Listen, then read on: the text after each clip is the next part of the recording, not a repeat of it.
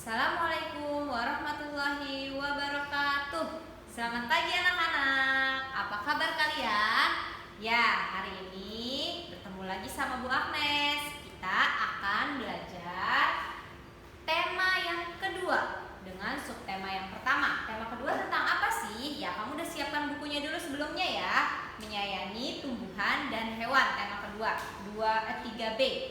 Nah, di subtema pertama kita akan belajar manfaat tumbuhan bagi kehidupan manusia. Tapi di sini nanti banyak kita pelajari tentang dongeng dan tumbuhan. Ya, apa itu dongeng? Nah, dongeng adalah suatu cerita khayalan atau tidak benar-benar terjadi yang mengandung pesan moral. Jadi di dalam dongeng itu terdapat pesan moralnya dan dongeng itu tidak benar-benar terjadi, hanya khayalan dari penulis yang membuat cerita tersebut atau dongeng tersebut. Ya, di sini ada unsur-unsur dongeng. Unsur-unsur dongeng itu ada tema, ada alur, penokohan, latar, amanat atau pesan. Ya, kalau latar itu biasanya menggambarkan suatu di mana tempat dongeng itu terjadi atau cerita itu yang dibuat itu terjadi di mana tempatnya, lalu waktunya itu kapan. Nah, kalau penokohan, nah di dalam dongeng itu ada tokoh. Nah, tokoh itu berarti yang berperan di dalam suatu cerita atau dongeng. Nah, penokohan ini di dalam dongeng ada dua, yaitu antagonis dan protagonis. Kalau tokoh antagonis berarti tokoh yang berperan buruk, kalau protagonis berperannya yang baik. Nah, setelah itu ada amanat atau pesan. Jadi pesan di dalam dongeng itu. Jadi di dongeng itu ada pesan yang terkandung. Pasti ada pesannya. Maksud dari pembuat cerita itu menulis cerita dongeng itu apa, itu pasti ada di dalamnya. Lalu alurnya bagaimana? Lalu terus ada tema. Nah, tema ini menggambarkan mengapa cerita itu dibuat oleh penulisnya. Next, nah ini dia pilih sifat yang biasa di tokoh yang dimiliki tokoh protagonis dan antagonis. Tadi udah Bu Guru jelaskan, protagonis itu yang baik, kalau antagonis itu yang buruk. Nah, di sini ada beberapa tokoh atau sifat yang dimiliki oleh tokoh di dalam dongeng. Kalau penyabar itu antagonis atau protagonis? Iya, pintar, tepat sekali, dia protagonis. Periang, protagonis. Pemberani, protagonis. Pembohong, kalau pembohong, iya, pembohong itu antagonis, dia buruk. Lalu pemarah, antagonis. Usil, antagonis. Tegas itu berarti apa? Protagonis. Kikir itu pelit, berarti antagonis. Pemaaf, protagonis. Ingat ya, protagonis yang baik, antagonis yang buruk. Ya, bagaimana cara mengetahui tokoh dan pesan yang terdapat dalam dongeng? Yang pertama, kalian harus baca dongeng itu sampai habis. Jangan langsung cepat membaca cepat, tidak, tapi kalian harus teliti dibaca dari pembukaan sampai bagian penutup agar kalian paham dengan dongeng yang sedang kalian baca. Tidak boleh asal-asalan membaca, tapi kalian harus teliti membacanya. Nah, biasanya pesan itu adanya di dalam bagian penutup. Jadi kalian harus membaca sampai habis, bukan hanya bagian penutupnya saja, tetapi dari awal harus tahu, agar kalian tahu dimulai dari tokohnya, alurnya, temanya, dan pesannya. Ya, nah ini struktur atau susunan dongeng. Yang pertama ada pendahuluan, yang kedua ada isinya tentang apa cerita itu. Lalu yang ketiga penutup, dan biasanya pesan itu ada di bagian penutup. Ya, ini contohnya, contoh-contoh dari dongeng atau cerita-cerita dongeng. Yang pertama ada fabel. Fabel itu yang menceritakan tentang hewan. Lalu ada legenda, lalu ada mite, ada sage dan ada parabel. Ini jenis-jenis dongeng.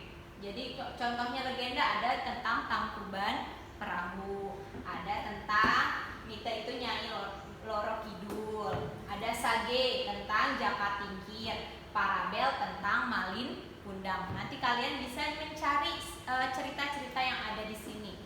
Kalian bisa baca agar kalian paham cerita ini tentang apa, dongeng ini tentang apa. Ya.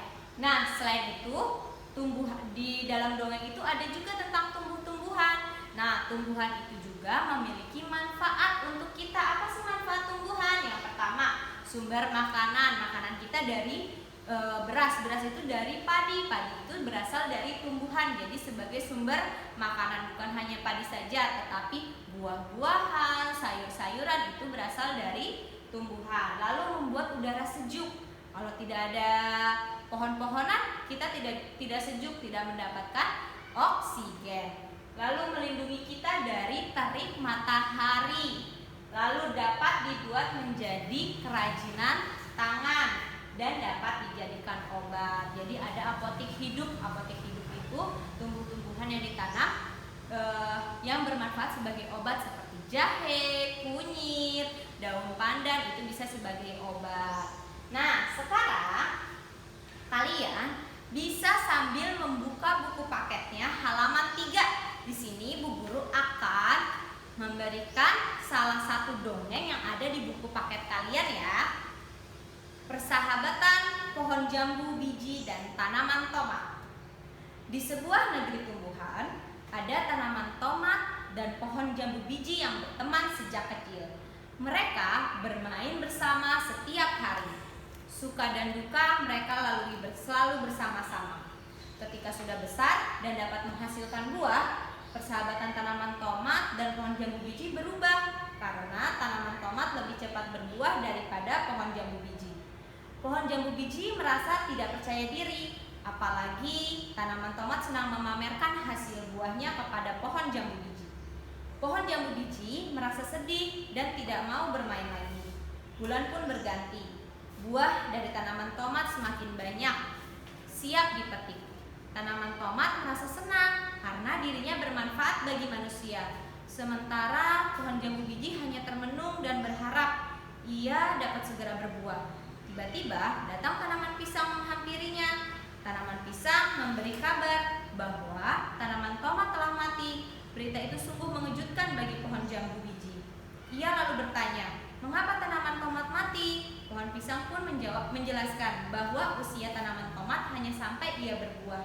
Setelah dipanen, tanaman tomat akan mati. Mendengar penjelasan itu, pohon jambu biji pun bertanya lagi. Alasan ia juga belum berbuah.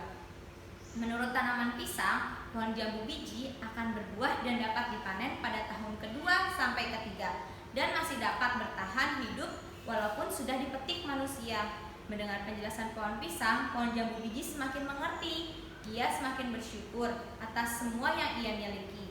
Kini ia tidak pernah iri hati lagi atas kelebihan yang dimiliki orang lain. Nah, di dalam dongeng pohon jambu biji dan tanaman tomat ada pesan moralnya. Pasti kalian bisa menemukannya. Ingat, pesan moralnya ada di bagian terakhir. Coba dilihat.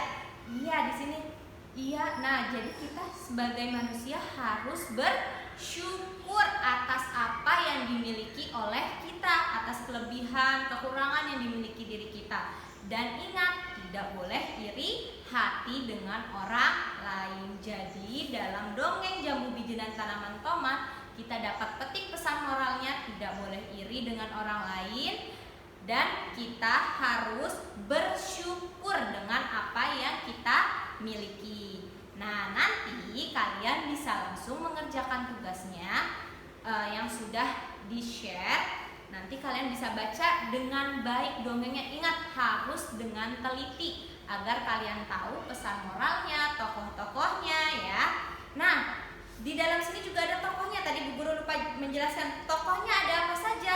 Ya, ada tanaman tomat, ada jambu biji, dan ada pohon pisang. Nah, di sini bisa kita lihat siapa yang antagonis dan protagonis. Nanti kalian bisa langsung menjawab tugasnya yang sudah Ibu Guru berikan. Sekian pelajaran untuk hari ini, kurang lebihnya Ibu mohon maaf.